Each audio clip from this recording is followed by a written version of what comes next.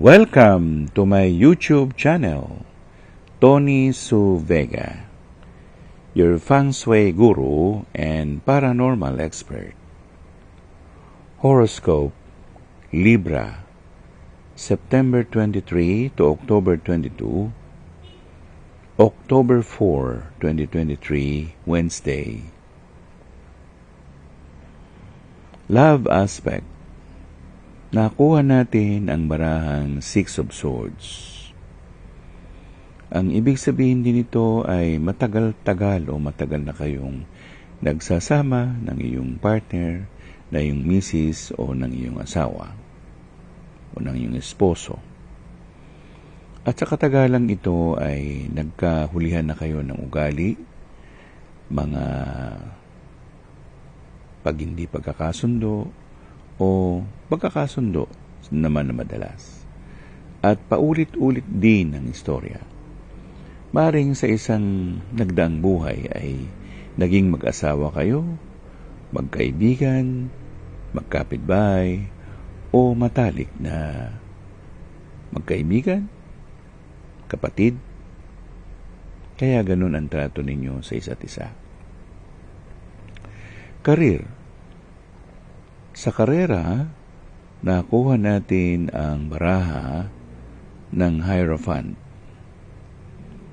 Maaaring sa panahong ito, ikaw ay isang salesman or isang account executive or marketing executive na kailangan mong magbiyahe mula sa lokalidad hanggang sa malayong lugar na kung saan maaaring gumagamit ka ng iyong sariling kotse o sariling sasakyan. At sinasabi na sumusunod ka sa itinatakda ng iyong trabaho. At kung ikaw naman ay nagninegosyo, ang negosyong yan ay yayabong pa ng matagal. Matagal na magiging buhay niya at pagyayamanin mo ang nasabing negosyo. Money and opportunities. Nakuha natin ang barahang number 7. Yan yung karwahe. Ang karwahe na may kinalaman sa money and opportunities, maaaring ang ikaw ay maging ahente ng sasakyan o ng truck o ng heavy equipment. Kung hindi, ikaw ngayon ay nasa limelight. Nakikilala ka at sumisikat ka sa industriyang iyong ginagalawan. Dumarami ang iyong pinansyal o ang iyong pananalapi. Life coach. Sa life coach natin, nakuha natin ang baligtad na Seven of Swords.